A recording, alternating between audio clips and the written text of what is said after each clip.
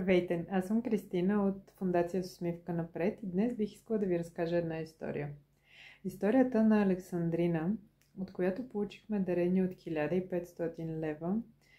В началото аз лично бях доста изненадана, защото не знаехме точно от кого сме получили дарението. Лично аз не познавах Александрина, но се оказа, че това е една дама, която е, бих казала, емоционално свързана с нашите каузи и конкретно с детския дом в град Роман. Благодарение на нейната внучка, която е наш съмишленик и която е пътувала до детския дом, помагала е през годините и е разказвала тези истории на своята баба.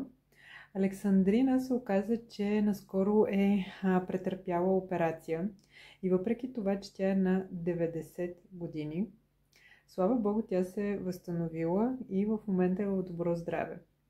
И предполагам, като някакъв знак на благодарност към Вселената, е решила да направи това дарение, което, ако трябва да сме честни, не знам как ще прозвучи, но за пенсионер в България аз лично не очаквам да може да дари 1500 лева.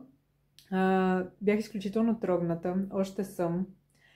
Вярвам, че тук всъщност озвучавам и всички наши доброволци, които ежеседмично се сблъскват с много предизвикателства, защото, повярвайте, ние сме просто група хора, които сме обединени около една добра кауза. Искаме да помогнем да направим света на нуждаещите се малко по-добър и да допринесем с това, което можем.